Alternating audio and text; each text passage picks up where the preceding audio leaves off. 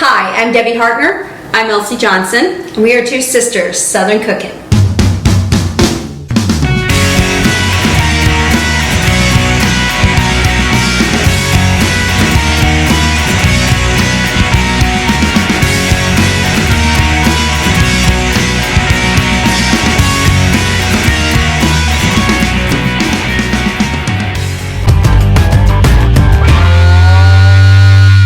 What are we doing here today? Well, I was in Food Depot and I've never been there before. I love Food Depot. And they had a sale on the puff pastry, like the cups that you put.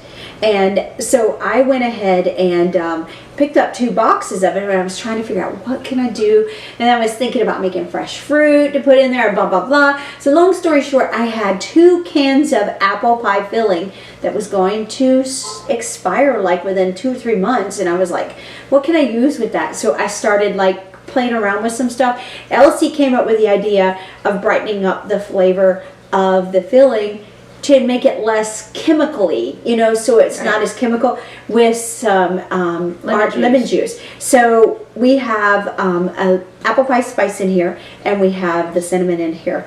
So we're going to go ahead and mix it all together, and then we're going to put it in our puff pastry. Elsie's going to do that, and I'm going to go ahead and get the puff pastries out and get them ready.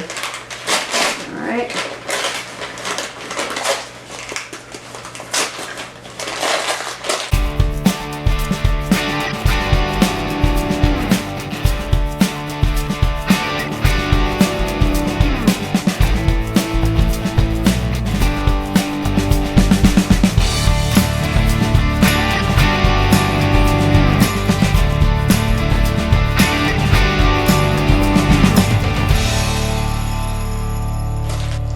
So right now I'm just going to stir in this little bit of lemon juice. It was a teaspoon of lemon juice, a half a teaspoon of apple pie spice, and a teaspoon of cinnamon in here. All this did, we tried a little sample bowl just to sprinkle some in and just see. It just made it taste, it just amped up the flavor and took it to like a more fresh taste.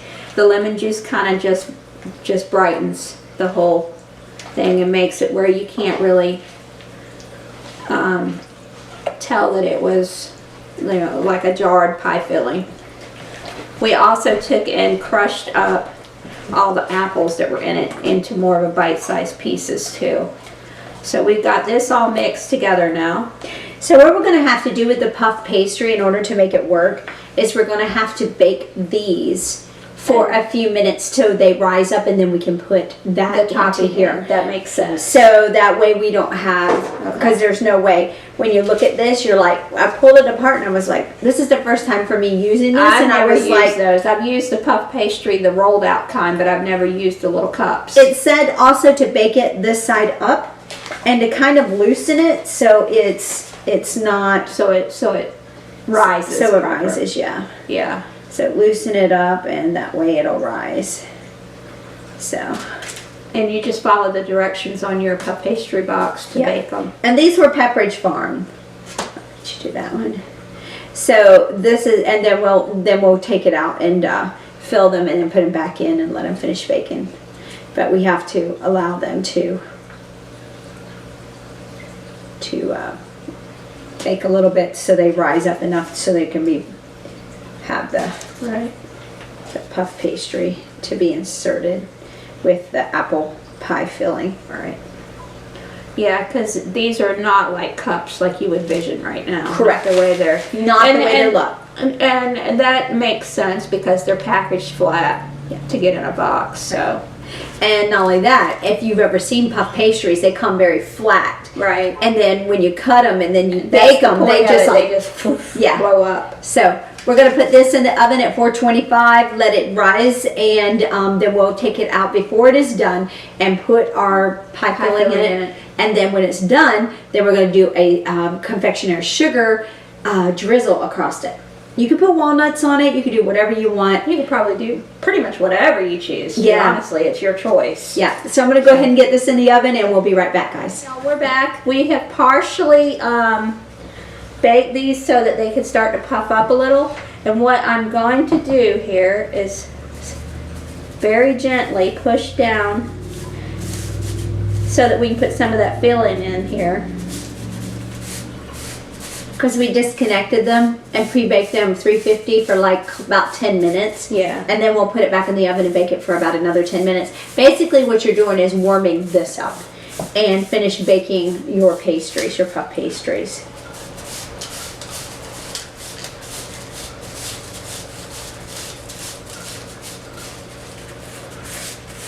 Now, in all reality, if you wanted to, you probably could totally disconnect that centerpiece. Yeah. That way it wouldn't try to puff up at the same exact time as the other one when you're pre-baking these. But you'd have to put it back in. Right. And So- at some point to be able to be able to have like a bottom for your apple cup. Right. Okay, so, All right, here. you swap with me. Oh, you're being brave. You picked up a hot thing. Make sure that your apple pie filling is bite-sized. So we took our meat chopper and chopped it up. My little Dollar Tree meat chopper. Yeah, the little thing that you break up your meat with. when you're browning meat. So we took that and used that as our little way of breaking These it up. would be perfect desserts for like the holidays. Yeah, this would actually, yeah, or like some kind of a fancy dinner or something. Yeah. Because this is pretty bougie here. All right, Elsie, I'm going to let you do yours. Okay. What I'm going to do is I'm going to put mine back into the oven while it's still hot so it can continue to rise, and then we'll take it out in about 10 minutes. We're baking it at 350. Normally you would bake these puff pastries at 425, but that is if you're baking it without putting anything in it. But we are putting other stuff in it, so we did not want the heat to burn the puff pastries before we had everything in it. Right. All right, I'll be back. Elsie's going to continue and we'll get this show on the road.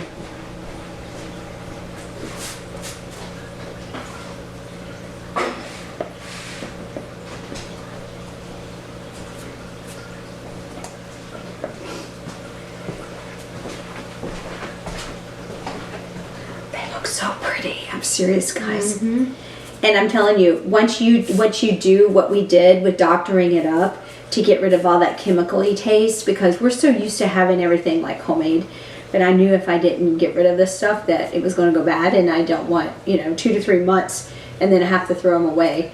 So I was like, what can I do with this?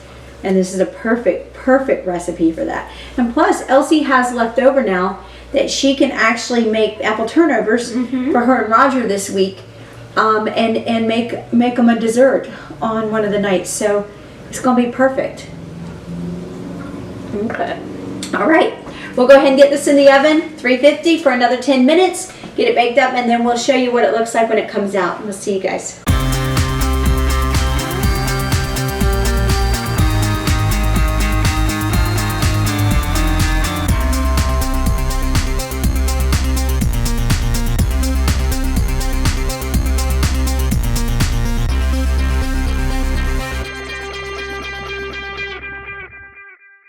So I just mixed up about 1.5 cups of confectioner's sugar, and I put in actually probably about 2.5 tablespoons of water, hot water. You can do this with milk if you want to. I'm gonna put it in a funnel so I can pour it into my bottle, my squeeze bottle, so I can just squeeze it on the top of our apple cups here. They look so good. Oh my God. Smells amazing. I can't wait to try this. This is such a so simple recipe. Anybody can do it. So when you do this with a squeeze bottle, make sure that you screw it down tight, because it has a tendency of blowing its top if you squeeze it too tight. So alright, so I'm just going to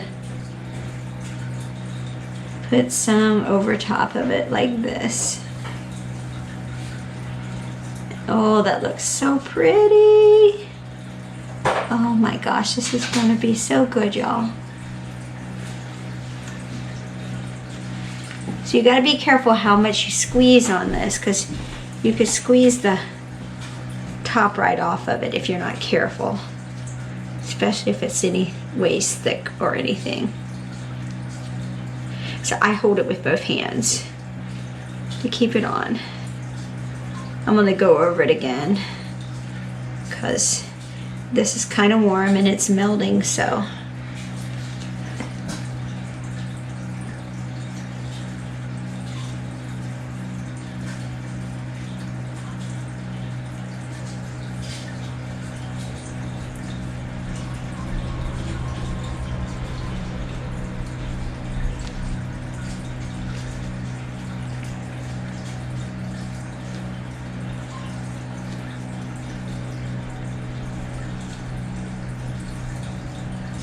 Looks good. That looks so good.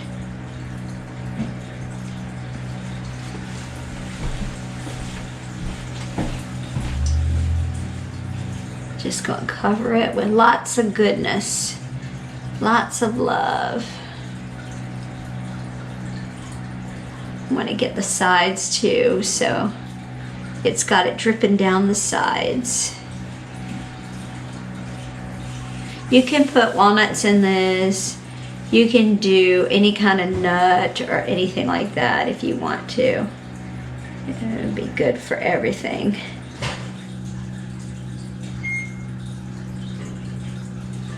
All right, guys, look at that. That is positively deliciousness. All right, guys, we will see you in our next video, and enjoy. See you soon.